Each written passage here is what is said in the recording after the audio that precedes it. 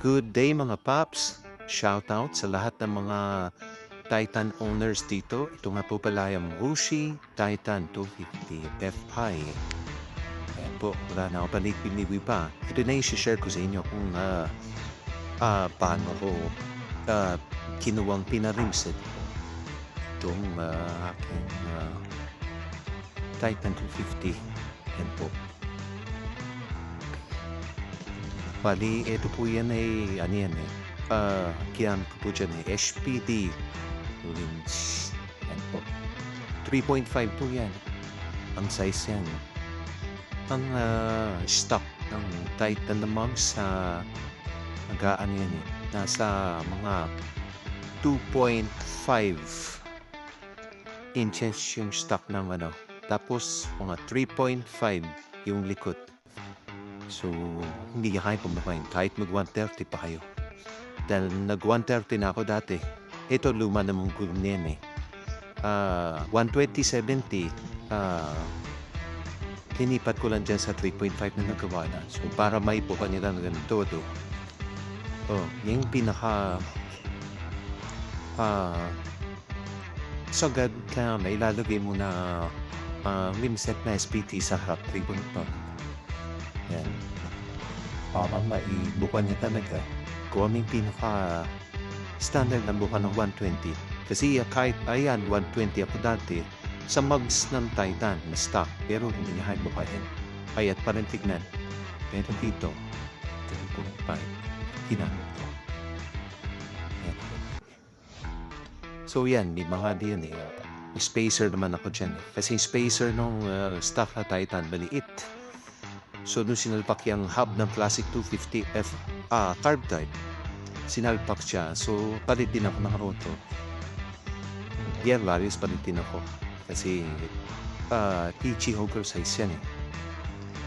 So, may mga spacer kasi itong ano, dyan sa stock. Hindi kasya. Dapat palit ako bago. Kaya rotor disc din ako kasi ibang butas eh. Anim yung ano, sa classic carb. Yung sa stock, hindi man lang. Stock na Titan. So, lahat palit. So, yung caliper, isa lang naman. Kaya isa lang ang rotor disc ang ginamit ko rin.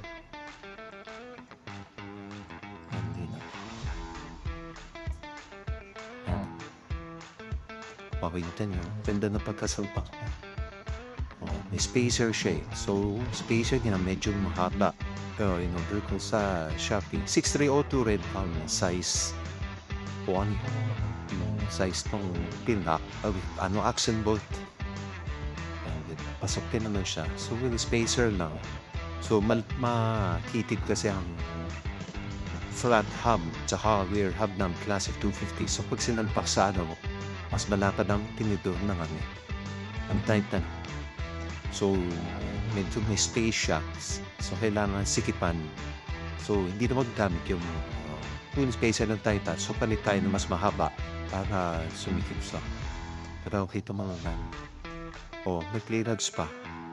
120 na yan. So, pwede ka mong 130 eh. Pero may clearance pa sa likod din, no? Inuro ko alam yung ano. Yung front fender. Bani, inatras ko konti para siyang sporty. And inatras ko siya. So, ito naman sa likod. Yung sa likod niya ay 4.25. Dahil pang sagad ng SPT ribs kahit yung mga Takasago ribs. Indian. May Indian din, light Indian din. 4.25 lang. Wala siyang 4.5. Yung 4.5 kasi makita mo yung sukat ng Cyclone 400 Classic. So 4.5 ginamit ko.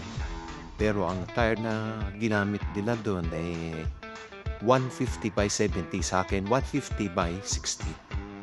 So panitin ako ng rotor dyan. Panitin ako ng sprocket. Sprocket siya, 428. Pati jig, 428. Hinges sprocket, panitin ako. Bali, 17 yung hinges sprocket ko. Ito, nasa 40. 5 man. So, okay lang. Bupat nga, kaya lang, 150 lang kasagad kasi pag nag-160 ka dito sa 4.25, sasabit na yung kadena. Didikit na dun sa gulong kadena. Kita niya. So, hindi kayo pwede mag-160 dyan. Kasi 150, okay na yun. Kaya na niyang ibuka. Yung gulong na 150 by 60, 150 by 70, pwede rin siya. Kasi malaki pa yung clearance eh. Pero yung 160 pala labarin mo, hindi na. Kasi titivit siya sa chain. Then, ako, 428 yan. Welcome dinamit ko kasi metal bushing ang nakasalpak sa loob. Hindi na rubber na bushing.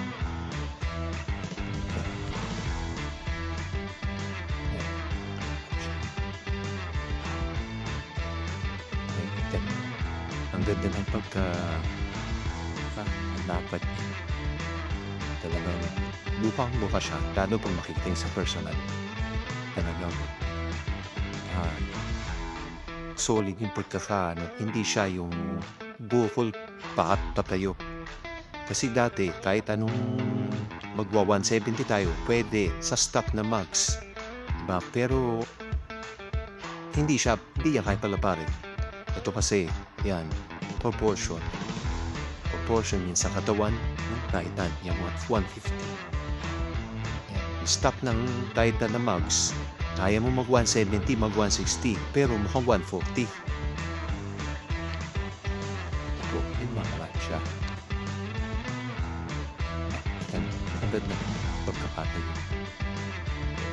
Inspired by ito, Torton 100s kasi siya. So, followers ako ni Torton 100s. So, nagamit ko rin para mga sticker niya. Pagka. So, sa bawat ikot ko, inahanamdam ko lang ang bawat ikot ko. Kasi, ang ganda ng ano niya, yung stance niya, bumaba yung ride height niya. Hindi kaya natin nakating kayo daw. Kasi lumapit ng gulong.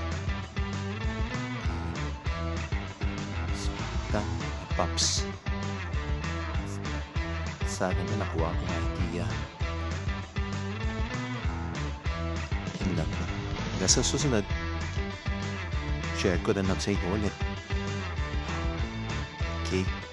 Mabit nga pala ako ng tire pressure monitor para sigurado ito. Naka-airlock yan, naka-tubeless na yan. So, para sure lang talaga.